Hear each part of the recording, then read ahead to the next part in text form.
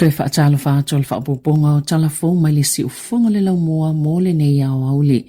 Wa wala auni tangata Wellington e latau latau whale le awala tonu na la vele no whaafi i le whaalavlavele na tupu le whaai ungo le mai asu taluai. E whaapeo le taimi tonu le nei wala ngā tatawe na suia au nanga e whaonga i le te konolosi lea ua iai tatono au kilani. Ina ia mawhai na whaasau ina iso i fua. E ei nisi na manunu aina ua le tu se no whaafi lau pāsese. I mōli lanu mumui le teimi na tu oile no whanga whaatali no whaafi Kendala i le pōles to nai. Ma whetau iei ma se pāsi mai whao ngā mo le puipuinga o le saunga le mū. Na whaalia e nisi na mo le mawina le whaalavlavi. Le tele o le toto ma saana wa ai le poto le ave no whaafi. O lo whaawau pia su enga i le mafua anga le whaalavlavi ma ua ave isiale no whaafi le teimi nei. O lo tāpunia pia le awala o no whaafi Johnsonville ai ele whaamoe toe tatala i le songa fua se fulu limo yuni. Pe a whaiele o a whaina tele le awala mai lea whaalavlavi pe ona tā uai reporti ale Radio New Zealand.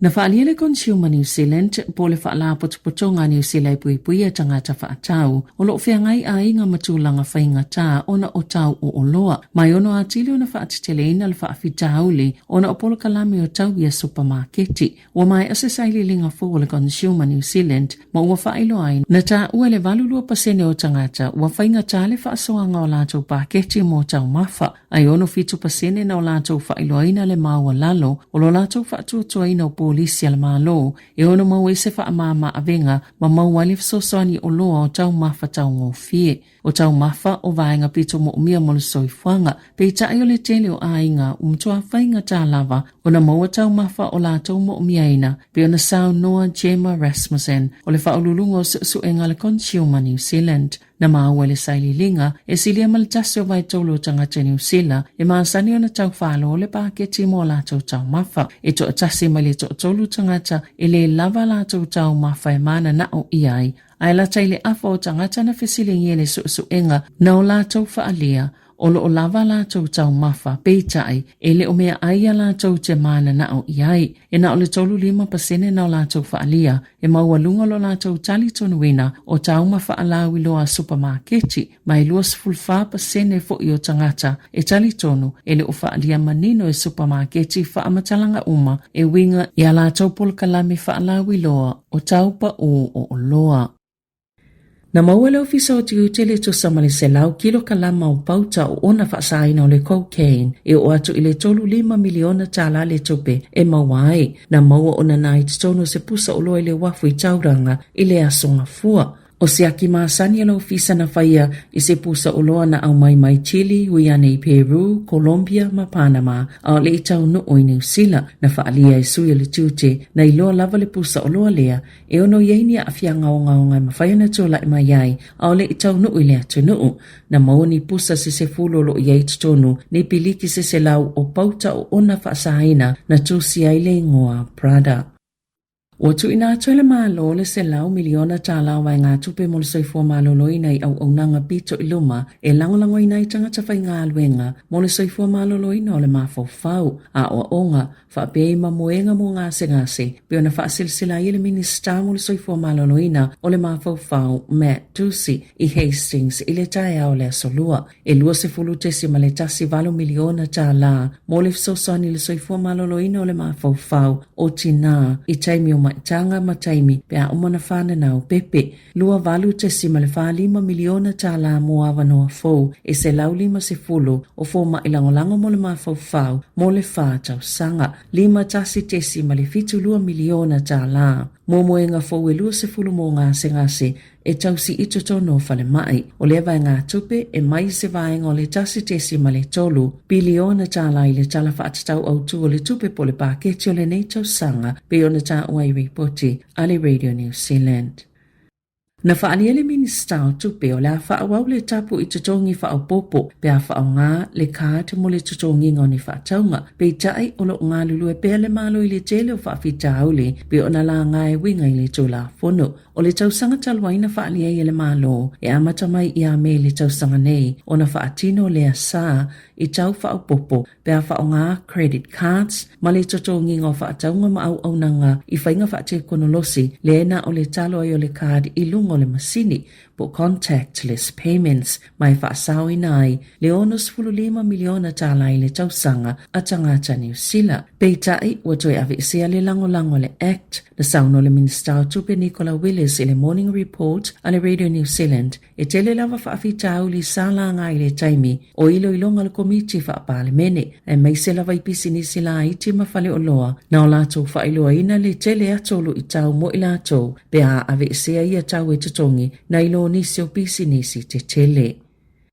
Na sauno se tasi na avea ma Minister Peter Dunn e tele lava fesili e le Italiana e winga le whaamatalaga le Minister mo tamaiti Karen Chawa i lana pili e lata i le se fulu fitu afe Tala na paka i lana ta avale le malai wa lele o whaailoa mai e fo i le manatu whaatau wa o nisi o whaipule i tupe whaalu o le tutonge lau whailafonga i se taimi o loo whianga i tangata New Zealand ma whainga tā i tūlanga tau tupe na whaalia ni whaamaunga fōu tupe whaalu. Lea pei ona li potia mo moe le press, le se fulu ono a fe ono se lau valu se fulu ono tā la, na whaalu e tiawa i le paka i le malai wa alele au kilane, i le vau Februari lua a whelua wha, ma Februari lua a whelua ono, ma atu whaatasi taimi umana paka ila na ta vale, e tu sama le valo ma le afa ma sina, na saunoa tiawa i le staff, e silia te iele alu o ia lava o na silia tona tau ngofi na ilole whaonga o taavale le malopo o taavale la pasese ai mai se lava le mo umio le tele o ana malanga o na olona tūlanga tofi o lo iai e mawalunga toa ile tupe whaalu i paka o taavale peitai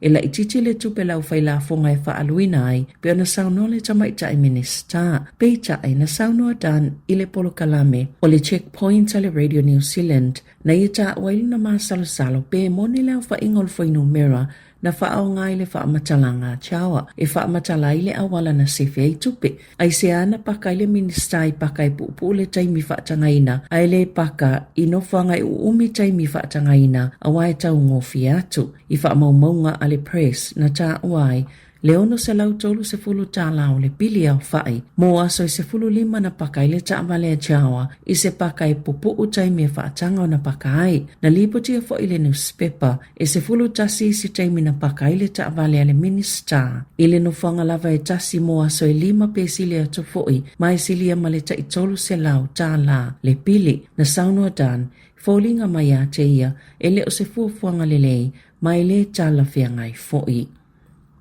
Ua folfola le vaenga whaia le leipa, o le a whaatapula aina i le lua se fulu tala i le vai aso le pasesi o le tangata i whio inga lau tele, i te tono o a ai te tele, ma le se fulu tala i si pitonu. Na whaasile sila ina le polisi le leipa i le asolulu, ma na sauno le taita i Chris Hipkins, o le atoe mawaini tupe i tanga a tangata New Zealand. O se whaamama a menga moni le mo le tau le soifuanga, peiona ia saunoa. Peitai o le ale manuia i tangata i nuu i tua i leini whiwa inga lau tele. E amata whaamamaluina le polisi le asomo mo i ulai lua whelua fitu, mai lua se fulu tālai o Kilani, Wellington e Makalai Estate, e ta i se fulu tāla i si a ai o New Zealand, e ala ona lua se fulu tāla i a ai te tele, ona i tele au nanga lo mwhai ona maua, mataunga tā atu ai foi, e tu samaleono se fulu 5 miliona tāla, e whaatupe ina i tau sanga ta i tasi, whaonga ile tu samale tasi le pasene, mai le National Land Transport Fund, o ia tau o le awha o ngai pasi,